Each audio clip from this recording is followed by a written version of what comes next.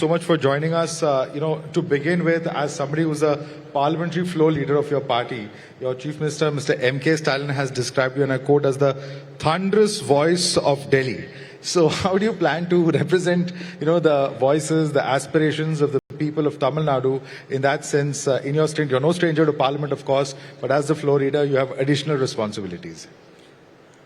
Actually, I'm the party leader, not the floor leader of Yes. Lok Sabha.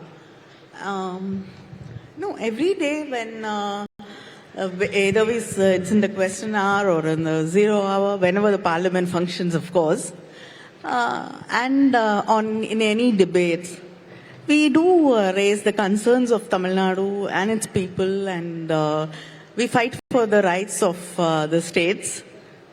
So I think these are the most important things. And it's been a very stormy session this time around. There's been a lot of disruption. Yes. There's been... it's been mostly disruptions and then a few sessions. Rightly put. But, at the end of the day, there are different points of view. And of course, there are serious national issues that come up. There are multiple points of view that, of course, issues and putting the central government in the dock is important. But there are also some regional parties that have voiced their opinion, and it's all out there in the public domain. They say that, look here, we are not able to talk about the issues that affect us as states. How do you look at this? See, to be fair, both are important concerns. When you want to raise something, which is of importance nationally and which affects everybody, and the government does not allow debate or discussion on it, then we have no choice but to protest.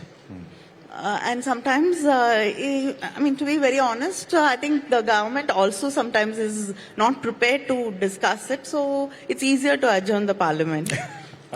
But isn't that such a waste of people's taxpayers' money? Because such valuable time, so many resources that go into Parliament. Yes, definitely. I think when the opposition parties want to raise an issue, I think any government should allow that, and there should be a discussion and a debate about it.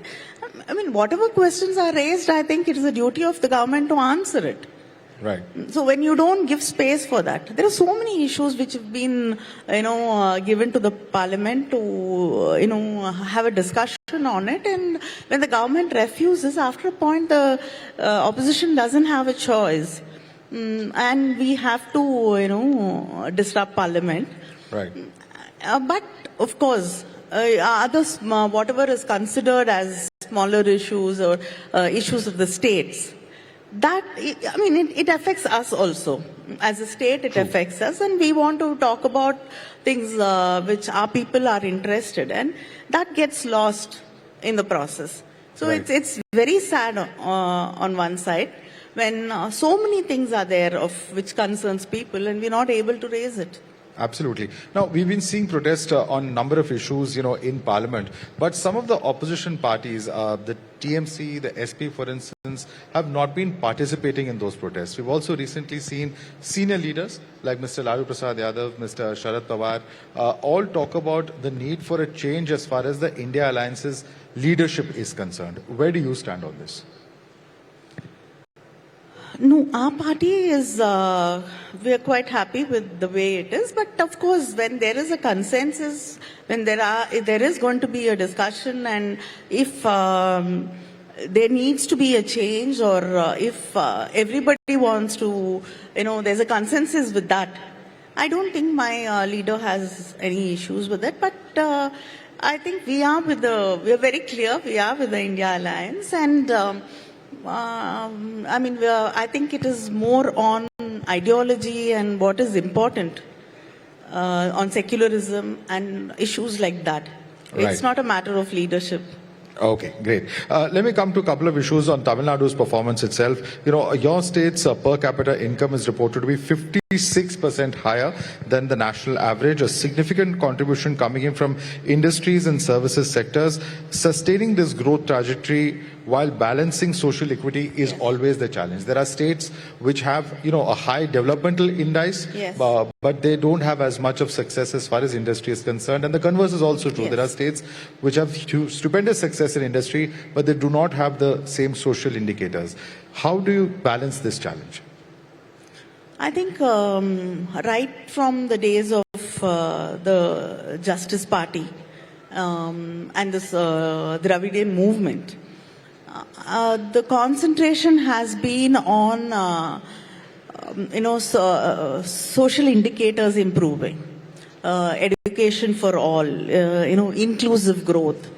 And when you talk about education for all, we ensure that school education, reaches everybody. And we started the midday meal scheme. It was actually started, as a sample a pilot project in Chennai by the Justice Party when they were in governments. And later, Kamraj, when he was the Chief Minister of Tamil Nadu, he brought in the midday meal scheme. And of course, governments have changed, but I can say this for Tamil Nadu, that nobody has tried to stop the scheme. They've only expanded. Let it be Dr. Kalaignar when he was the Chief Minister, or Dr. MGR, or Madam Jayalalitha. Everybody has actually expanded on the midday meal scheme so that children come to schools. And Tamil Nadu has consistently worked on making sure that children come to school, finish their education, and also about ensuring that most of them go to colleges for higher education. If you look at the indicators and numbers, we are far ahead compared to, which I think Tamil Nadu's higher education enrollment is 47%, whereas the national average is only 28%. So we are far ahead because I think in the DMK government, when Dr. Kalaignar was the Chief Minister, he ensured that there are colleges in 2 tier, 3 tier cities and smaller places in districts. We ensure that there are medical colleges, government medical colleges, and also arts and science colleges in every nook and corner of the state, so that people don't have to come to larger cities like Chennai or Madurai to get a higher education. They could, because especially the girls, women, children will not be allowed to, travel that far because we are still a traditional country. So that way women got, education, and it was easier for them. They didn't have to go and spend on stay or food or anything. So children from underprivileged backgrounds also could get higher education very easily. And today the Chief Minister of Tamil Nadu, Mr. M.K. Stalin, he has brought the 2 schemes. One is Pudumai Pen scheme. That is 1,000 rupees to every girl who studied in a government school. When she goes to college, she's given 1,000 rupees. So that it will take care of her expenses in, academic expenses and travel expenses, whatever. So that has actually helped in improving our enrollment in colleges. Nearly 34% increase. So, and now they've started the same scheme for young boys who go into colleges also from government schools. So I think we've always concentrated on making sure that education and opportunities are there. It's an inclusive thing. Right. It's just not leaving anybody out. The same way when you talk about health, all the human index indicators, we've ensured that, farmers get their, whatever the benefits they need to get, or women and underprivileged children. So that is, it's been a holistic growth in Tamil Nadu. And even when you bring industries, it's not centered in one particular city or something like that. We ensure that, industries go to different parts of Tamil Nadu. So nothing, is really left behind.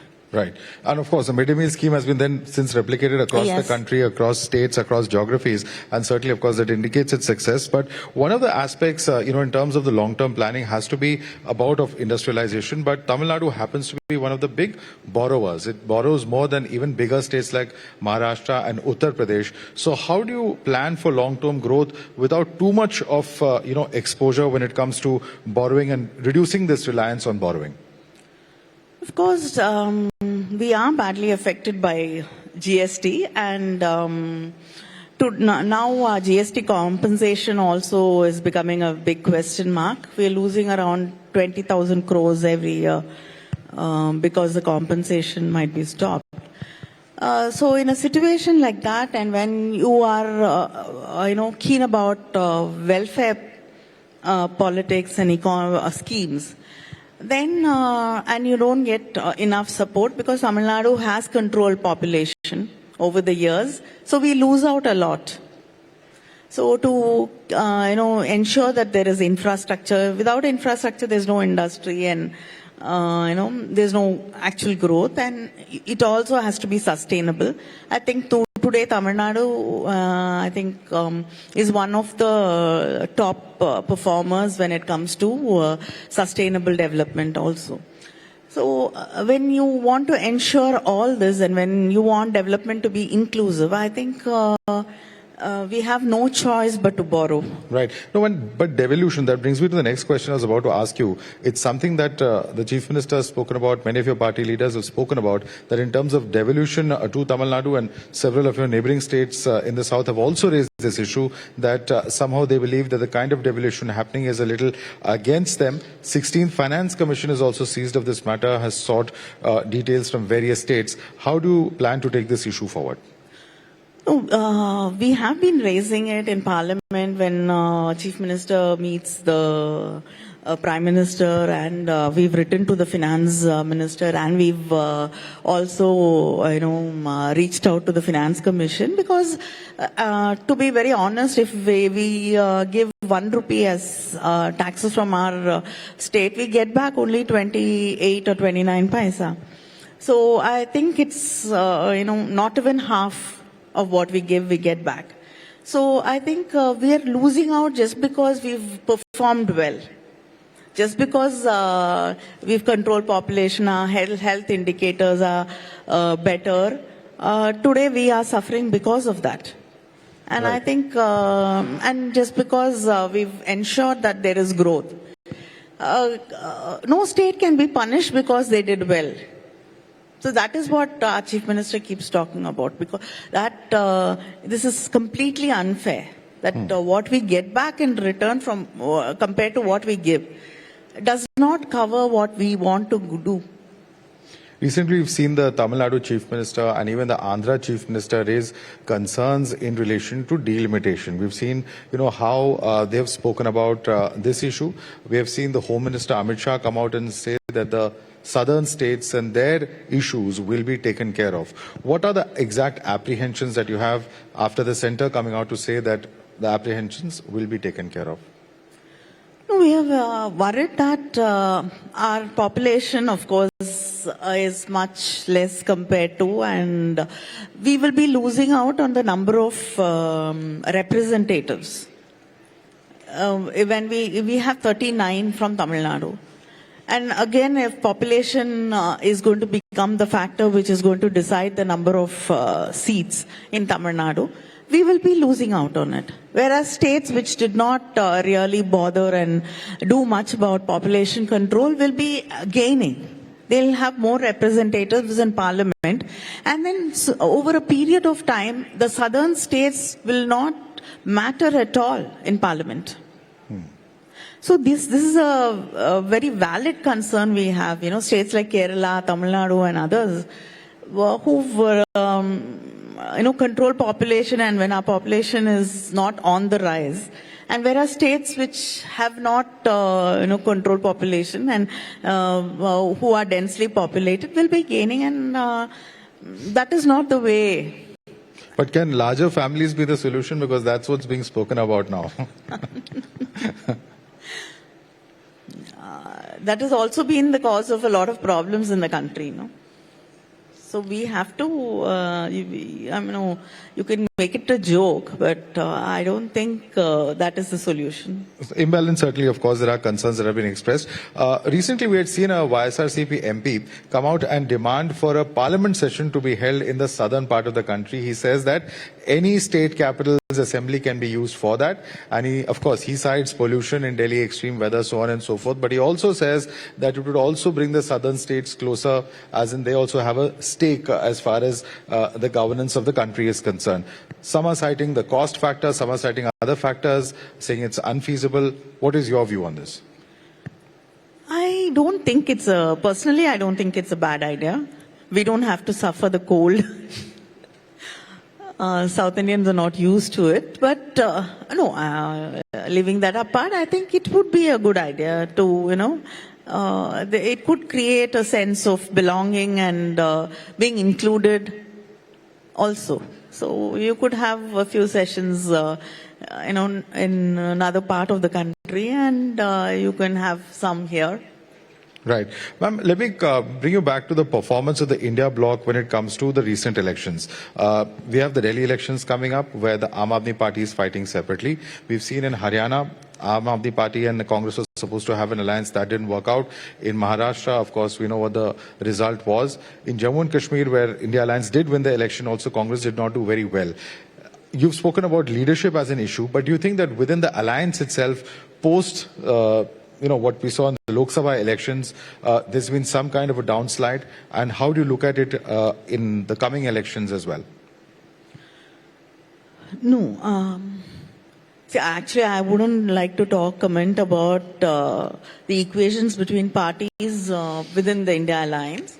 But when in one particular state, the primary two parties are within the India Alliance, when you talk about the national elections, it is a completely different narrative which we fight on.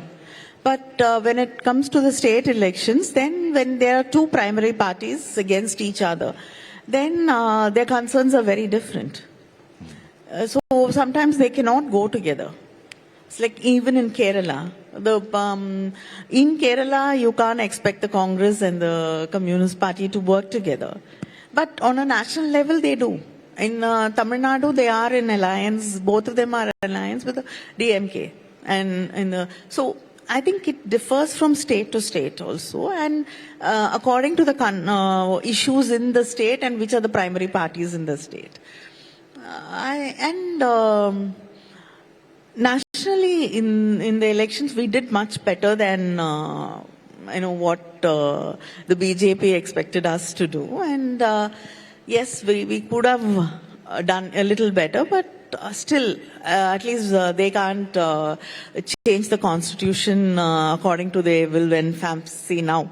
Right. At least that we've been able to save, which is very important. And if you talk about the coming elections, I think I have a clear picture about the Tamil Nadu elections.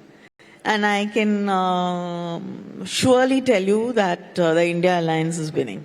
All right. One last question before I let you go. We've seen a lot of controversies on the comments of Udayanidhi Stalin, where he compared Sanatan to diseases. While the DMK has come out to say that this is our ideological perspective on social justice, you have the BJP which opposes the comments, saying that it is an insult to a particular religion. How would you respond to this charge coming in from the BJP? No, I think he's explained it saying that, it is against the caste system.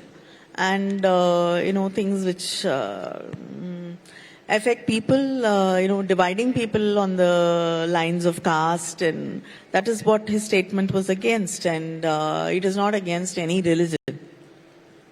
All right. Ms. Kanimozhi, thank you so much for joining us and answering all those questions and giving us an insight into what we can expect as far as Tamil Nadu politics is concerned. Thank you so much. Thank you, and it was a pleasure being here. Thank you.